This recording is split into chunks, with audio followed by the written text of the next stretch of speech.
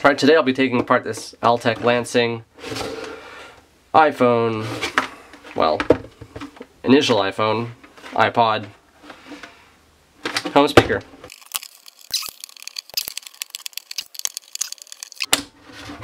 Nice. See if we can't do that same thing on the other side. There we go. Pull and some nice clickable button. No, it hasn't weathered very well, as you can see. It's gotten very waxy.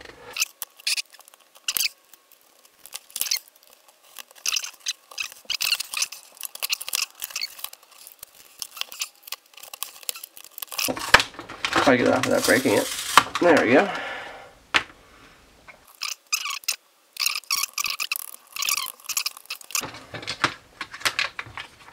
You should pull it out pretty easily. Very easy to snap together. Just little momentary switches. Very fun. For the bosses is reversed on the other side, so that they can use the same part rather than make two. Smart. Well, they're probably made by, definitely different scale processes, or the masks can be much looser on this one.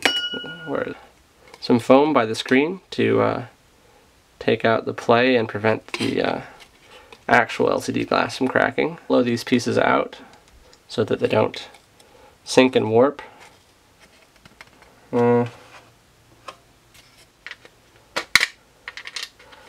So the buttons themselves. So you can see these are actually injection molded one-piece buttons. We've got kind of a living spring here. The lever towards the button actually comes into the piece slightly to give it more bend. And it's placed and heat staked in place. And you can see all three of these are part of the same heat stake piece I just broke. The cross will contact the momentary switch. And then I guess there's our pad printed labels on the buttons there. Foam coated, I guess. Really no clue. I guess to prevent, it's a speaker, so things are going to be rattling around, so this will prevent any sort of wires vibrating against the case. Nope. Nope.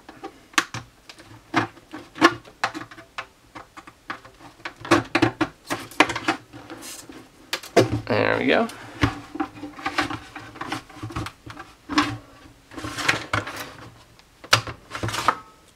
It's funny, the whole reason this whole thing is here is just to perfect these little tweeters, but it's also stylish.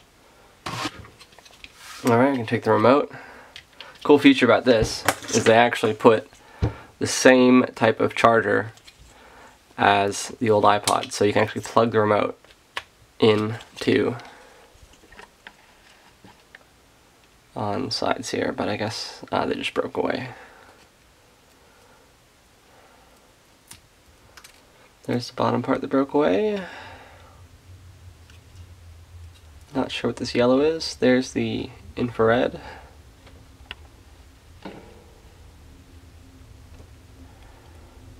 Here's the charging port. It's actually surprisingly simple.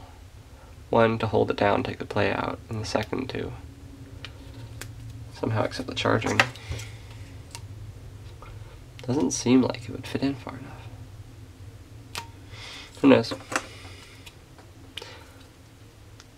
Buttons themselves, let's see. I imagine they're just